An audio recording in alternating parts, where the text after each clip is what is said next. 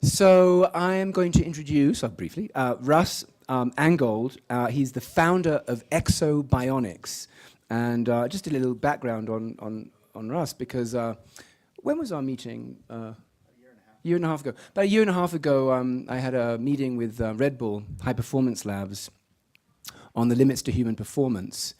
And we were just asking the question of what the ultimate limits of human performance, cognitive, and physiological, and we had athletes and special forces and Navy SEALs. And actually next year, Jess is running Limits of Human Performance 2 with John and Jim Pelota, which is phenomenal. So we're going to get the whole Boston Celtics to the South Institute. And Russ was there, gave an amazing talk on what happens when you take people who are extraordinary and you stick them inside an exoskeleton. What does that mean? What does that give us? And it's a fantastic talk, so that's why we asked him to come back, and he's been very generous and come back. So he's been developing wearable robotics for over 12 years. He is a mechanical engineer, got his degrees in agricultural engineering from California Polytechnic State University, and he's going to tell us about what his company has been doing. So yes, my background is actually in agricultural engineering. I wanted to be a farmer, and somehow, there we go, John Deere guys, thank you. And got into automation out of college and started working in this field, and got into exoskeletons. It's been an interesting journey. So, show of hands, how many people know what an exoskeleton is? So everybody in the room, right? So in 2005, if I would have asked that question, most people wouldn't have raised their hand. Well, this room would have all raised their hands, but most of the time when I'm talking to people, they don't raise their hands, and what they're thinking of when I say exoskeleton is they're thinking of this, right? Which I brought one here. It's out in the parking lot. Everyone's going to test drive. No, I'm just kidding. We don't have those exoskeletons, not yet. What exoskeletons actually looked like in 2005 was this. So this is a video of the world's first untethered powered exoskeleton. It's in the Guinness Book of World Records, and it's funded by a DARPA project. It's an amazing technology at the time, right? It's 6 power degrees of freedom, hydraulically actuated. You can see Adam there walking in it. And one thing I want you to notice, look at his face. Does he look relaxed? And we'll get into this a little bit more. So this is, so amazing technology at the time. I was shown this video from a former colleague of mine saying, hey, do you want to come work on this technology? We're going to do the next gen. It'll be awesome. And I saw it and I said, this is the future. This is it. So this is 2004. And the reason was I had a brother who was a Navy SEAL, and we had made a deal when we were kids and said, hey, you go be a Navy SEAL, I'll be an engineer, and someday I'll make you cool stuff. Like that was the plan. And so he had become a Navy SEAL. He was good at it. And I saw the exoskeleton and said, this is the opportunity. So I literally quit my job, move up, and start working on there. Week 1, we see that exoskeleton, the Bleaks one. And if I go back, I guess I didn't highlight that. Let's go back to that. So the other thing in this video, if you notice, if I can get it to play again, is the backpack. So one of the things that wasn't revealed to me at the time of quitting my other job and moving up there was that the entire backpack on this thing is actually the power supply. So you use 5 kilowatts of power. So imagine taking your lawnmower and strapping it to your back and using that. And so quit the job, took the new one, showed a video to my brother who's now the SEAL, and he says, we're never going to use that. It's too loud, it's too slow, it's too heavy. So obviously we had some challenges we had to overcome. And a week later, I get a call. My brother had an accident, and he broke his neck. So C6, C7 incomplete. So I knew nothing about spinal cord injury, so get in a plane, fly across the country thinking about how we can use this technology to get him up and walking again. And he's totally fine. He's recovered. This is us this summer. He can only do 20 pull-ups now, to his point. But he lost the use of his arms for about 2 years, and through a series of rehab was able to get it back. And what stuck with us was, hey, if you lose the ability to walk, how do we support that human? How do we make that hybrid to get you up and walking again? And so it kind of changed the trajectory of the technology. We had to solve the power problem, obviously, but we also started focusing on the medical side. And so I'm going to show a quick video here, but this is our main commercial product. So since February of 2012, we've had over 7,000 users take over 84 million steps in our product. So it's really cool to go from that science fiction stage to an actual product that's helping people. And I'll show you a video of some of the other things we do, because it's not just about the medical side, but it took us a long time to get there. If you notice, that was 2012, right? We started in 2004. And so this is a very complicated problem, and I'm going to get into some of the details on that in a little bit. But here's some of the other things we can do, and I'll highlight, if you've never seen this before. So our medical exoskeleton, we sell to hospitals. This is for people that have had a spinal cord injury or stroke. They can get up. We have 4 actuators that act like a wearable robot, and it actually helps you walk. And it can replace all of your strength, or it can augment. And then we do some other prototypes for military, trying to make people superhuman, or stronger than they are, faster than they are, which turns out is really hard to do. And then we also are looking at stuff in the commercial and construction space. How do we help workers, protect them from injury, keep them safer and more productive on the job? So, but all around that idea of wrapping a wearable robot around an individual and making that hybrid system work well. So if you think about it in context of that, like, what is a robot? If you look at the old definition from the 20s, it's basically a machine that looks like a human, or if you read the last portion of it, it's a human that acts like a machine. And I want to show this video of probably one of the most sophisticated mobile robots on the planet. This is is anyone here familiar with the DARPA Robotics Challenge? Did anyone see that? Okay, good number of people. So this is 2 years ago, DARPA came out with this challenge, and they said, okay, let's get these robots. We're going to have them run through a series of tasks. And to David's point earlier, like, what are humans good at? And so they said, let's make a set of mobile robots that can work in a human environment, go down through this course, open a door, open a valve, use a hand tool, walk across some rubble, and we'll see how they perform. So, most sophisticated robot in the world, and this thing has 28 degrees of freedom. So, a degree of freedom is movement, right? Joints. Does anyone know how many degrees of freedom the human body has? No? 244. So, order of magnitude less on that. And then we have about 630 muscles to actuate those joints. So, from a complexity perspective, nowhere near as complex as a human. As we go through the video and you watch this, and I apologize to any roboticists in the film, it's not fair. It's all the fails of the challenge. So they had to do these series of tasks. So walk across the rubble, which is challenging. Even if you have 4 legs, sand is still tough. And now, these weren't completely autonomous robots by any means. They clipped the bandwidth. So they made these, the operators that were trying to give the commands, they only gave them a limited amount of bandwidth. So they wanted to put some autonomy on the robots, but they wanted to be able to perform because it was a timed event. So whoever could do it the fastest won $1 million, right? So there's a series of these things. It turns out it's really hard to make a robot act like a human. So for anybody here in the room to complete this course, it would have probably take you a minute, right, to walk 100 feet, go through a door, turn that valve, but you got to grab the valve. That one I just don't get. Grab that tool, make a hole, and go through it. So, this is my favorite one, a nervous robot. So that's the end. So I know it's not fair. They did actually complete the course. I think the fastest time was 27 minutes. So, nowhere near human capability. So the comments from the last panel, I think we're going to build on some of that. What you talked about, are robots going to replace workers? The answer is no. We're nowhere near having this thing be as complex and capable as a human. We think of robotics as your traditional robots that you'd see in a factory. There's more sophisticated, as the technology's advanced, we've had this shift to more mobile, more sophisticated types of robots. You think of drones. I would think of cars, right? Autonomous cars are going to probably be the most prolific robot on the planet here in the next year, if it's not already.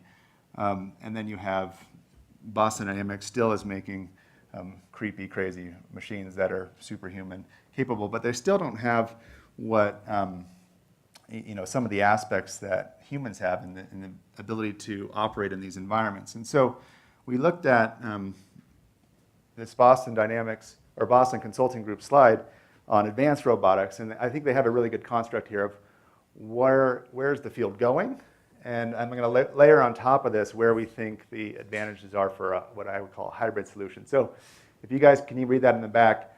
The lower axis, the x-axis is your environment, right? Is it a known environment like a factory, or is it an unknown environment like a construction site? And then you also have task complexity on the y-axis. So no logic needed. It's a CNC robot. It's pre-positioned. It's just going to run that program over and over again. Or are you actually making decisions? And you can see these in context. Here's an actual robotic line, right? Typical automotive manufacturing, welding robots. They're not making any decisions. They're just doing the same thing over and over again. Robots are really good at this. Where robots start to fall down is trying to operate in these types of environments, right? You have this guy grinding, trying to get over some of those environments, sitting on top of an I-beam welding, trying to do that, not only that process, but how did he get there to do that process? And then your baggage handlers, right? Understanding that every bag is different, every plane is different as he's loading. So humans are really good at adapting to these situations. And so what I think we're going to see is this kind of field of hybrid robotics. So humans are always going to be in that upper right quadrant.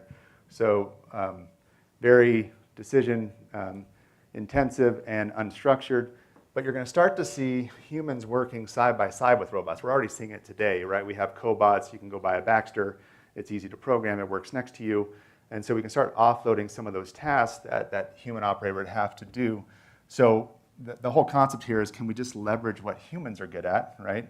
And what machines are good at. And this isn't a new concept, right? We've been doing this for a long time. I would argue that horse is much more sophisticated than any robot on the planet, but you can see here the difference between the stress and strain on his face while he's doing a complex task trying to rope that calf versus Adam in that first video of Bleaks, the cognitive load of him actually just trying to walk in that exoskeleton. So the operator here can focus on the task at hand while the horse is figuring out, hey, this is how I'm going to get you there. I'm going to make the placement. I'm going to move you along the path. And I think the question was asked earlier, when are we going to see autonomous cars? I think last week, California just passed they put the bill in to allow autonomous cars in 2018. So it's not very far away. And so this would be, if you believe that analogy, this is the first Uber. So even back then, we had, the horse could safely get you home, regardless of your state. And so some of the examples you see of these hybrid systems, you have, like the Da Vinci machine, that's enabling you to do something that is physically impossible, right? No surgeon could actually operate through a small hole and get those tasks done. So some of these hybrid systems are going to enable things that are impossible, or like the Kiva system there at Amazon, the robots bring all the packages to the front of the worker and allow the worker then to make the decision and the complex action of actually picking the package out and putting it in the box. So, they're not super sexy, but they get the job done. You have the cobot down there with KUKA holding the weight of the arm. You have some of, this one's interesting to John's presentation earlier, the training effects. It's very similar to the game, right? How are you going to get from one side to the other? That picture, I don't know if you can see it on the right, where it looks like the dentist is working on the teeth. So that's a haptic feedback tool for training. So that robot is actually helping train future dentists on how to put procedures in so they can actually learn some of those effects on the machine versus learning it on actual humans. And then you have some of the stuff we're looking on. The bottom left is our Ekso vest that actually, it's more like that embedded intelligence. It's not a robot. It actually has no electronics on it at all. And all we're doing is canceling the effects of gravity on that worker's arms. Because if you can think about what he's doing right there with that tool overhead, that's just physically exhaustive. But we can make a very simple mechanical machine that he can put on that makes his arms float. It's not complicated, it's not sophisticated, but it really solves a problem. And that's where we're starting to see the embedded intelligence, where we can make the price point low enough so they can actually get the technology and use it. And then we'll start making them more sophisticated as those end users get used to this type of technology. So why exoskeletons, why hybrids? The biggest thing is from a safety perspective. If you look at the US today, if you just think of driving cars, right? We have 37,000 deaths per year from auto accidents. So if you could make a good driving vehicle, we could potentially reduce that. On the labor side, if you look at workplace injuries, a lot of the biggest ones, we spend about $60 billion a year in the US. It's on overexertion type of injuries, trip and falls, different things that we think we can augment with some sort of hybrid solution. Productivity is another big one we hear when we talk to folks. We talked earlier about the advances in agriculture and how few people actually produce the food today. So we've seen a lot of growth there on automation and making people more productive. But you look at the construction field and it's actually trending down. And so why is that? Can we apply some technology in that unstructured environment to actually help increase productivity in that space? And then the last one that we hear a lot about is the aging and changing population. So everyone's getting older. Everyone's having to work longer. They can't retire as soon. They have a huge knowledge base, right? You think of these skilled trade guys that have been working on the job for years. Their bodies are betraying them. They still want to work. They don't want a desk job. So can we provide them some tool to allow them to continue working longer?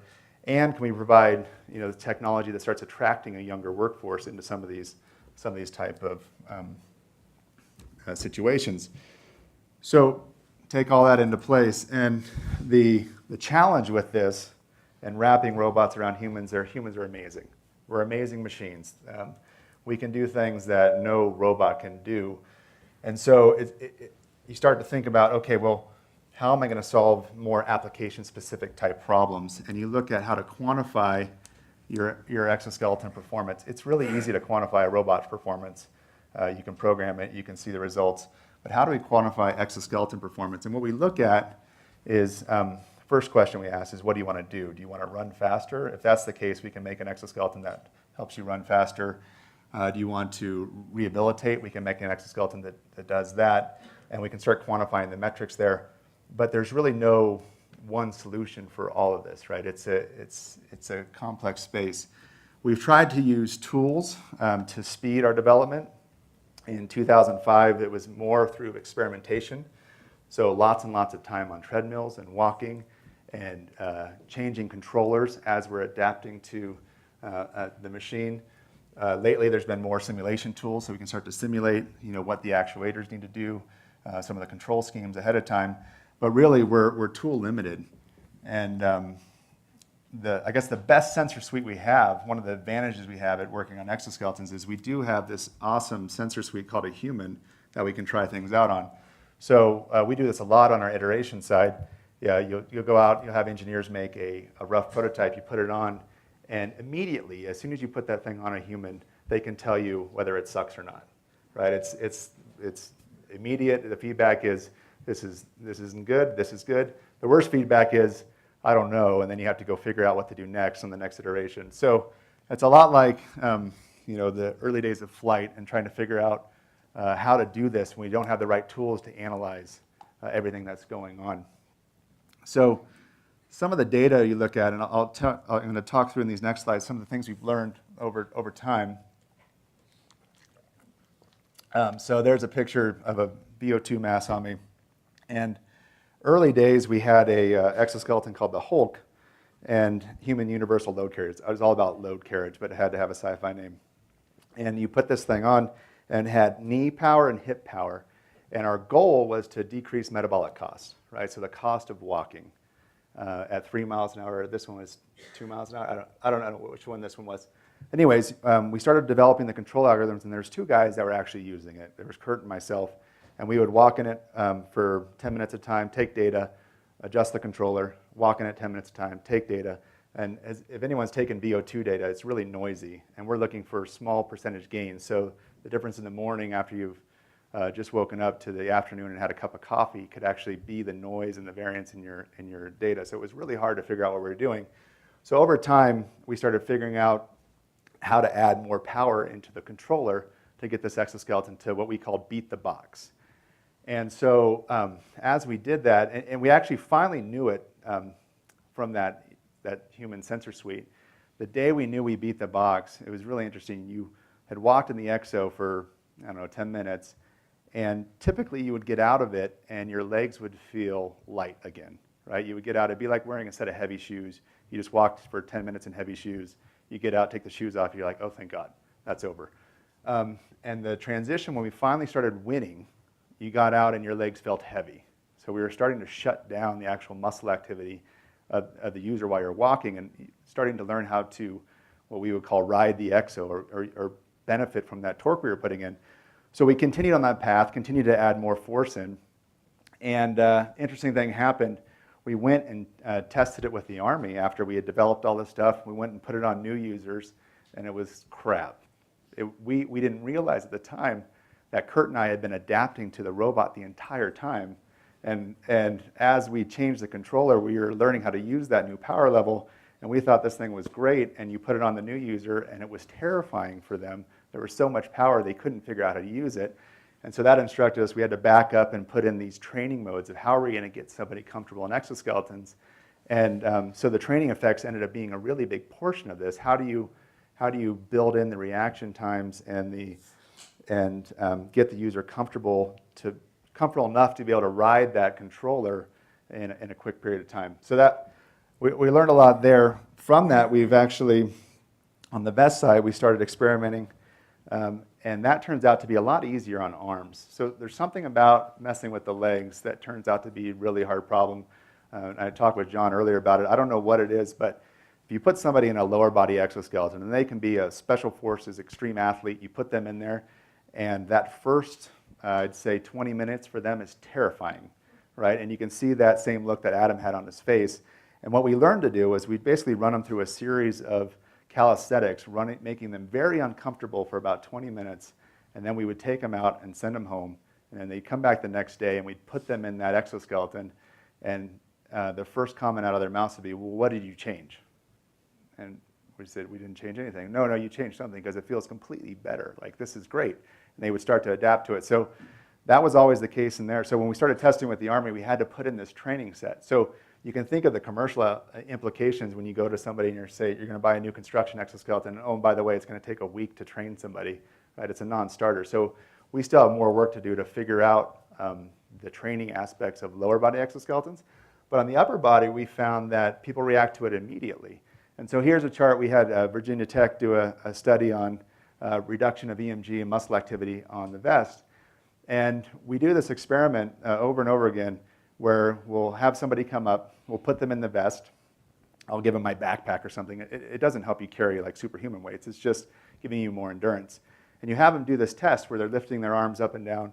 And they say, yeah, that definitely feels better. And then I ask the question, on a scale of 1 to 10, how much assistance do you think you're getting? Is the device carrying all the backpack? That'd be a 10. Or is it not giving you any assistance? And they say, oh, I think it's a 6 or 7 is a typical answer. And then you say, okay, and you have them bring their arms down, and we shut the device off and have them bring their arms back up, right? And they have actually no sense of how much assistance they were getting because the brain had already quickly adapted and reduced the muscle activity so that the assistance is completely transparent to them. So that's encouraging for us because that means that we can deploy these devices to end users and there's no training curve, right? They can start to use them immediately as soon as they get them, which is exciting. So that thought process on the embedding the technology or doing some of the mechanical things, there might be a clever way to just focus on the canceling gravity effects for users early on versus trying to make these very sophisticated exoskeletons. And one example of this is Richard Browning in his jet suit. I don't know if anyone's seen this, but Richard actually there's no control systems on there. He's learned to adapt himself flying around with jets strapped to his hands and back. And I actually had a phone call with him, and he was talking about, well, maybe we can put an exoskeleton and we can actuate and power this thing, and we're going to drive it around, because he gets tired. He can only do this for about, 3 minutes, and then his arms are really tired from trying to hold and control those jets. And I said, that's a terrifying idea. I mean, I don't know how you start that, because no control system that we can put in is as adaptable as you are to those jets right now. And it's taken them a while. You can look on YouTube to train up to it, but it'd be really hard to do that first exoskeleton. So the suggestion was, for the first step, maybe we can put sensors on just you and actually start understanding how you're controlling this, because even right now we don't know how you're doing it. So the first question would be to start sensorizing it. And we do this on our medical Ekso. We can actually measure the residual strength of someone that's had a stroke. This is so think of it as a walking dyno. And this is very important. So if somebody comes in and has a stroke, their capacity could be anywhere from 20 to 70% strength in that residual or the affected side. And we want to just fill in the deficit. So we can actually measure them every step and then have the robot put in the exact amount of assistance to make sure that they take those steps. And then we've learned that we can actually challenge the patients and not give them enough assistance. And what happens there is they'll go to take a step. We won't give them enough assistance. They won't complete the step. They'll get a feedback beep that they haven't done it, and it'll complete the step for them. They do a couple of those steps, and all of a sudden, they start learning how to recruit those extra muscles and using them. And they'll start making steps at that lower assistance rate. And then they'll get exhausted, and we have to back off of that and go back and forth. So having that data and having the control work directly with the humans is really important. But the thing we're not doing yet is we still have a physical therapist involved, right? We haven't been able to close the entire loop around the human. So knowing, are they stressed out? What's their heart rate? Having the machine actually adapt to their condition in real time is really the next step of where we need to go to understand this. And so all of our Eksos that are out in the field, we collect all this data. So every session that goes on, we're pulling this all in. So we know how people are using the devices. We know what they're doing.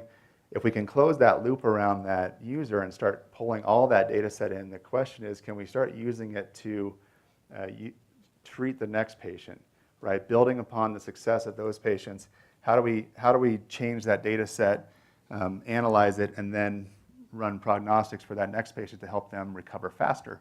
And that's a question. I don't know how to do that, but that's something we need to do.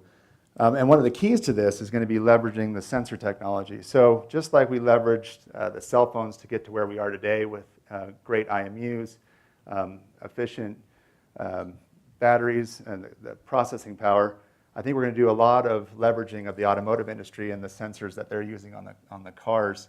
You can see in that picture it's staggering the amount of I guess, sensors they're putting on there. So that's the key thing is, first step, how do we start sensing all the information that we're getting around us? I have this picture of, this is the latest LiDAR, high-def LiDAR from Luminar. And it's amazing fidelity. So as we have these, whether it's your Google glasses or your drone or your exoskeleton, fully sensorized with these new sensors, and we start seeing how human operators are operating in their environment, can we start then building data sets on how to turn them into robots or start replacing them with robots? That's really the question. I think it'll take a long time. But we now have the connection as well. So one of the things that's been really disruptive in the construction market is the ability to, the ability to take data. They all have the CAD data for all these structures, but now that with 3G and now 5G, they can actually take it and have actual data out on the job site. And so it's totally changing the way construction sites are run and operated. So having that connectability is going to be important. And then at the end of the day, combining those two with the ability to act. So right here you have a construction worker running a teleoperated demolition robot. You can imagine if we knew what he was supposed to do and he's monitored how that person's done in the past, it's going to be really easy to replace that human operator for some of those situations. So how do we teach robots? Google's been trying this, right? This is a picture of a bunch of robots that are using AI to try to figure out, or basically just practice. They're trying to pick up objects, and they're trying to train themselves how to do this. This is one of the most difficult tasks for robots, and we talked about it earlier, the end effectors and interacting with your environment. The other one that's really neat, and I think I have a link to it we can watch, is the Deep Minds project to make a human, basically taught a model how to walk on its own without feeding it any information about how humans walk. So let me click the video and you guys can watch this. Has anyone seen this? No? Okay. So let's see, how do I get this to play? Slide it over. I'll back it up. So it's really interesting to see some of the strategies that happen and come out of it. Um,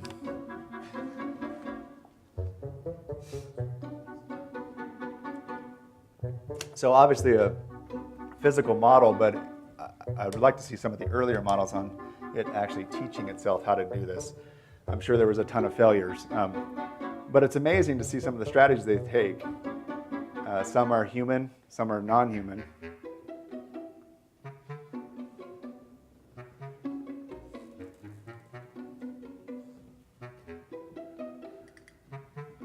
Getting upstairs. I don't know why that. I guess it's more stable to always have your arms up. It gives you more control and ability to react. Yeah. So,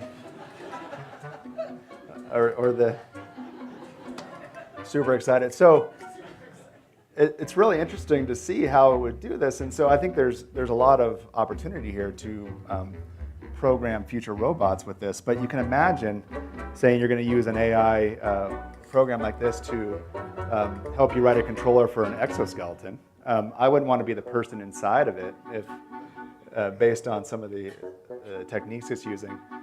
So I think there is opportunity there, but I think leveraging the sensors and actually monitoring how humans are working in their environments, having the sensors to perceive what context it's in, what they're doing, I think is really going to be interesting for us going forward. And I'll move back to the last point. This. So you can watch. That's fascinating. So I'll go back to this guy. So March 13th, 2004. Does anyone know what that date is? So that was the date of the first DARPA Grand Challenge. You're watching Cold Fusion TV. Oh, sorry. That's my YouTube still running. I don't need any sound anymore. So first DARPA Grand Challenge. The goal is to compete 150 miles through the desert from Barstow to Nevada and make an autonomous vehicle to do it. So year one, this was the vehicle that got the farthest. Any idea on how far it went? Oh, 7.5, which was impressive. So 7.5 miles the first year. And then the second year, they actually completed it. I think they got second place. But it's interesting to think that that wasn't that long ago, and now you look at Waymo, and they have over 3 million autonomous miles on the road. So I guess the takeaway from this slide is it's going to happen. We're going to have robots that are working side by side with humans. I think the hybrid model is going to be more likely early on, having the machines do what they're good at and humans work at what they're good at. But eventually we are going to have robots navigating these complex environments, making decisions, and it'll happen a little bit faster, hopefully, than we think. And am I out of time? Is that it? All right. So I have one more slide I might show. Okay. So this one I added after the last panel's discussion about replacing jobs in the US with robots.